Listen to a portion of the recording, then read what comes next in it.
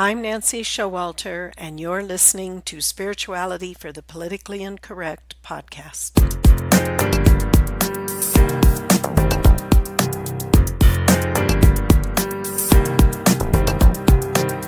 Welcome, all radical paradigm shifters and creative changemakers. You who dare to create a better life and a better world. Tap into the power that resides within you and use that power for constructive change.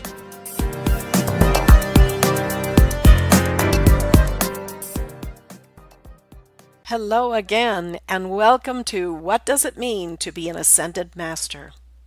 Let's start with Jesus of Nazareth, whose life was our supreme example of what it means to be a son of God and successfully pass through the initiations of the spiritual path back to God. Those initiations are the Transfiguration, the Crucifixion, the Resurrection, and the Ascension. Now, this does not mean that we will publicly experience these initiations or have to be physically crucified, even though Jesus did just that. It does mean that there are spiritual initiations that we must successfully pass through before we have that permanent reunion with God. And these initiations can take many forms in our individual lives. They don't have to be public, like the life of Jesus. So, what is an ascended master? Ascended masters are like you and me, in that we all descended into the physical world from the same source, we lived on earth, and we are all ascending back to our source. The difference, of course, is that those we call ascended masters have completed their journeys, and we're still here. Now, whether we consciously know it or not, our soul's destiny is to return permanently to the I am that I am, and that reunion is called the Ascension, when our identity is made permanent by the fire of God. Thus, the term ascended master. And many have ascended after mastering time and space and mastering the constructive use of the energy from their I am God presence that sustains them here on earth. These masters dwell in higher dimensions, and some reach back to help us achieve that same victory. They're also instrumental in helping us reclaim the earth for the light and to help usher in the next age, the Aquarian age, which is meant to be a golden age. It's important to note that people have ascended from all races, all religions, and cultures of the world. The spiritual path back to God is not exclusive to any organization or religion. It's a result of the individual's right use of energy to create constructively in the matter world. This includes balancing what in the East is called karma and the West is called sin. This means any destructive uses of energy that may have occurred during various embodiments. It also means that the individual has fulfilled his or her purpose that he or she was created to fulfill. You have a unique blueprint that you are meant to manifest in the physical world. Another important distinction is that ascended masters are different from other interdimensional beings. They have mastered time and space. They have ascended back to their God source, and they no longer require physical embodiments to evolve. Their continued evolution is in the higher spiritual realms. They use their spherical light bodies for interdimensional travel and have far greater spiritual mastery than beings that require spaceships. They are not beings in UFOs, nor are they the same as beings from other planets that come to Earth in spaceships and say they're here to save us. Rather, the ascended masters are the teachers of mankind that inspire and motivate our spiritual growth. They never interfere with our free will. In fact, they're limited to even act in this dimension unless they're asked to intervene. And this can happen either consciously from those who know of their existence or from the prayers of mankind in a general sense who are praying for spiritual help. They are spiritual beings who once walked on earth themselves, and as a result of their own mastery, they offer to teach and support us on the spiritual path that will take us back to our God source. The Ascended Masters are also part of a spiritual brotherhood that is referred to as the Great White Brotherhood. And the name White Brotherhood refers to the white light of Source that dwells within each of us. It has nothing to do with physical race. These masters assist us with our individual spiritual evolution as well as the planet as a whole, as long as we're open to their assistance. Again, they never interfere with our free will. This brotherhood also includes souls of light on earth that are not yet ascended, but are part of the brotherhood and work with the masters in greater service to the planet. Undoubtedly, again, the most well-known master known in the world is the Master Jesus, whose incarnation was our salvation, as he demonstrated what it means to be the Christ on earth, and how we too must follow in his footsteps to be the Christ on earth and to ascend back to God the Father. Now, these masters have been making themselves known in a more public way since the 1800s. They have worked with and sponsored a number of individuals and organizations, and probably the most notable organization began with Helena Blavatsky, founder of the Theosophical Society. Blavatsky wrote that she had been seeing her teacher in her dreams, and that in 1851, on her birthday, she met him for the first time in Hyde Park in London, and he gave her the message that he needs her participation in the work he's going to undertake. Madame Blavatsky spent a number of years traveling with her teacher, who she referred to as KH, which was short for Kuthumi, and which we know today as the Ascended Master Kuthumi. She recorded these years of travel with him in her book, From the Caves and Jungles of Hindustan, which was written as a novel with fictitious names, but which she said the facts and the persons that she cited and wrote about were true. The Master M also worked with Blavatsky, and we know that Master M today as the Ascended Master El Morya. Now, if you look at the life of Blavatsky, you might wonder why a master would choose someone like her to bring forth spiritual teachings. But if you look throughout history, it's not the first time God has raised up an imperfect servant to serve him, and it probably won't be the last time, since none of us is perfect. While we don't know exactly the criteria the masters used to choose someone to work with as a messenger, we can observe as we look at the series of messengers for the masters, most of them are of strong character and able to withstand the slings and arrows that are hurled at them for bringing forth higher teachings that folks don't always want to hear, or when they are in a role to stand up to those who are not serving the light but are in positions of power to control the people. And no doubt the individual's previous embodiments and their individual divine plans very likely has much to do with their choice also. Then in the early 1930s, Guy Ballard, who was well read in Theosophy, had an encounter with the Ascended Master Saint Germain while hiking on Mount Shasta when looking for an esoteric brotherhood. Guy and his wife, Edna, began receiving the teachings of the Ascended Masters, and as their messengers together delivered nearly 4,000 dictations, some written and some spoken through them. They also published Guy's experiences on Mount Shasta with Saint Germain, as well as teachings from other masters, and these experiences and their basic teachings are recorded in their first 3 publications. They also founded the I Am movement. Following that, there was a 10-year period where Geraldine Innocente, who founded the Bridge to Freedom, received dictations and teachings from the Ascended Masters as well. Then in 1958, Mark Prophet founded the Summit Lighthouse, who was later joined by his wife, Elizabeth Clare Prophet, who together received the teachings of the Ascended Masters as their messengers.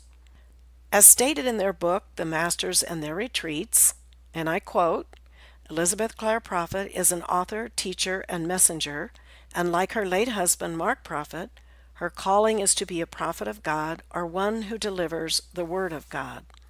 In this role as a messenger, she communes with angels and masterful beings of light through the power of the Holy Spirit in the manner of the ancient prophets and apostles, and she delivers their messages to the world. These messages contain the words of the heavenly host as dictations as well as a transfer of light for soul quickening and initiations. That's the end of the quote from the book. Well, between these two messengers, Mark and Elizabeth Prophet, they have thousands of hours of dictations from the masters and have published well over 75 books. Mark Prophet passed on, made his ascension in 1973, and is currently known as the Ascended Master Lanello. Elizabeth continued the organization. In 1975, she founded Church Universal and Triumphant, and she led both organizations until she retired in 1999. She passed on 10 years later then, in 2009. So here we have the evolution of the Ascended Masters making themselves known to the outer world and bringing these vital teachings and path to our outer knowledge so that every person on earth can find his or her way back to God. I don't believe any of these messengers call themselves masters, but rather they consider themselves the Ascended Masters' messengers and amanuensis, communicating what was dictated to them. Now, of course, the masters continue to work with individuals and organizations from all over the world who are open to work with them. So let's talk about some of the Ascended Masters. I can't help commenting on how so many people in the world strive to be good and look forward to going to heaven, yet have a difficult time accepting that there are many who have already done just that. There are numerous individuals from all religions, races, and parts of the world who have made their ascension, that final reunion with the I Am that I Am, and are now in the heavenly realms. Of course, not all ascended beings are known to us, but we do know quite a few. Some of the more well-known masters from both East and West traditions are Jesus, Gautama Buddha, Mother Mary, Kuan Yin, El Morya, Maitreya, Kuthumi, and Saint Germain.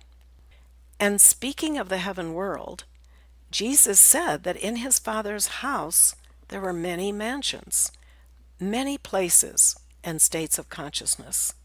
And the masters describe this as 33 levels of the spirit world that are of a higher vibration than the earth, and 33 levels that are in a lower vibration than the earth.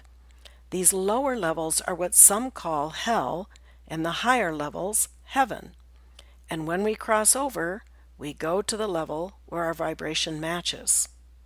And the interesting thing is that we can see many of the different levels outpictured right here on earth. For instance, we can see very good people, even holy individuals. And then we can see some very sick people who commit heinous acts of violence that some of us can't even imagine could ever happen. And everything in between that. And some people say our heaven and hell are right here on earth. And in some ways, that's true. Because what we call heaven and hell are states of consciousness. They are vibrational frequencies that even when we are in a physical body, we still match one of these frequencies. And of course, when we pass on, we still vibrate at a specific frequency, and that is where we gravitate to. You may have seen the movie What Dreams May Come, where the man in the story, which is played by Robin Williams, searches in the afterlife for his wife who died in a car accident. And when he locates her, she is in one of the lower levels, and he has to go rescue her. And it's interesting because the way it's depicted closely parallels the way it is. When someone is caught in the illusion of darkness, it's very difficult for them to get out, because it was their level of consciousness that brought them there in the first place. Another interesting movie is Astral City. It's the story of a soul that after his death went to various levels of the spirit world and then was allowed to convey his experiences back to a famous medium in Brazil. It very candidly shows his experiences, which of course may very well be dramatized in the movie, which is patterned after the book. So the book would give a more precise record of what he conveyed as his experience. And in this depiction, where it shows one level of the spiritual realms where this soul was, it also shows how there were beings from much higher realms that would occasionally visit their level to teach them. But you can even think of a person who's alive and gets addicted to a highly addictive substance, whether it be drugs or alcohol. It's very difficult for them to pull themselves out of it. It usually takes intervention and help for them to get pulled out of it. And if you were to try to help them by joining them and taking the drugs or becoming an alcoholic, you yourself might get caught in the same addiction and need help getting out. So that isn't the best approach to help someone trapped in an addiction or serious negative patterns.